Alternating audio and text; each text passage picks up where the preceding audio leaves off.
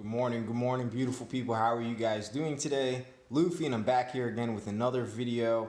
This is fresh off the press, 8:30 in the morning right now, and I'm on the Department of Labor's website reading the recent unemployment report so I can keep you guys updated. I'm actually going to read it live for you guys, just so I can provide this information as quickly as I possibly can to you guys. So just from what it looks like off of the headline figures, we're looking at about an additional 3.8 million people who applied for unemployment in the past week. That's going to take our total over the course of the past 6 weeks to just about 30 million people, an average of about 5 million people a week who apply for unemployment. But as I've said before, and as I'll say again, the headline unemployment number is not that relevant. What we need to do is dive deeper into the numbers and figure out where exactly are these job losses happening. We knew that from the beginning that there were going to be a lot of job losses due to the coronavirus and the economic shutdown that came after it. What we need to do now is figure out which segments of the economy are being affected.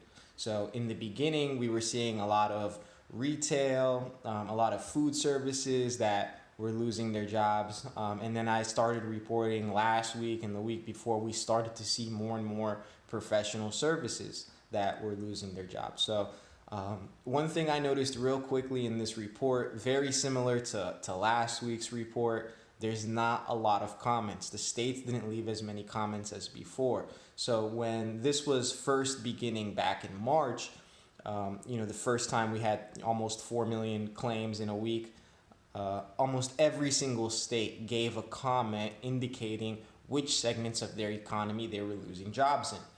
From what I'm seeing right now, it looks like about 60 to 70% of states did not report anything. They just wrote literally no comment, and that is worrying, and at least for me, because it might indicate, like I said last week as well, that there might be an effort to suppress information so that we don't know exactly what's happening. Yes, a lot of people are losing their jobs, but it's a lot more important to know what jobs are being lost. Are these still retail jobs, or are these effects moving into the professional services industry? Thankfully, we do have some states that gave us notes. And from reading them, it does look like there are some white-collar jobs that were lost recently. So just looking at Alabama, for instance, Alabama is saying that, fewer layoffs, but still layoffs occurring in manufacturing and professional, scientific, and technical services, administrative support. Where else? Let's go to North Carolina, healthcare and social assistance, of course, in accommodation and food services. Those were the two big groups that we saw early on.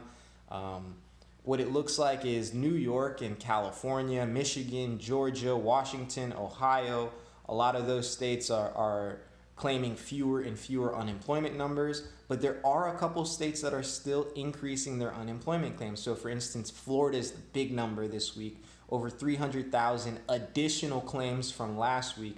And part of that is because Florida's using estimates. Their system is extremely backed up. Just from what I've been hearing, Florida's unemployment system has been one of the worst to navigate through pretty much during this entire process. So they have such a large number of people on backlog.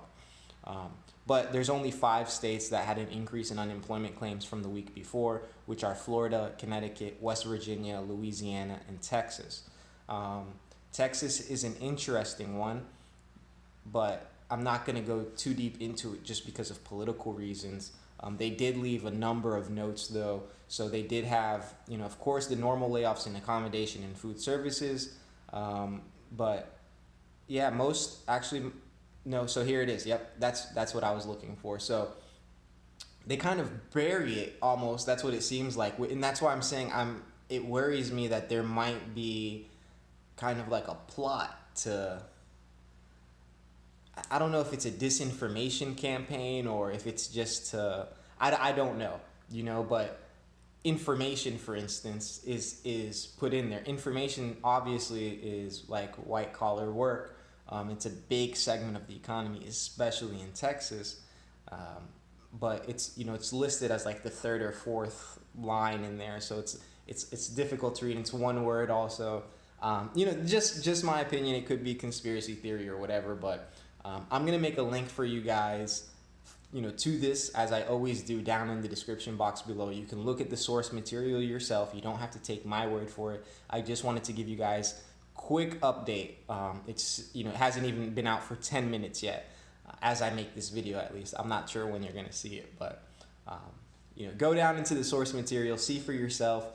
Give me your opinion. If you guys have been keeping track of this over the past couple of weeks, tell me what you think. Do you think that there's some sort of conspiracy to not share information? Because I at least remember when these reports first started going out. Well, not first, but when, after the coronavirus, when these reports, they would list, every state would have comments listed. And now we're seeing maybe 30% of states with comments listed. So I'm not sure how to take that. You guys let me know. Thank you guys for watching the video. Really appreciate it. Please hit the like button, subscribe to my channel. One love. I'm out.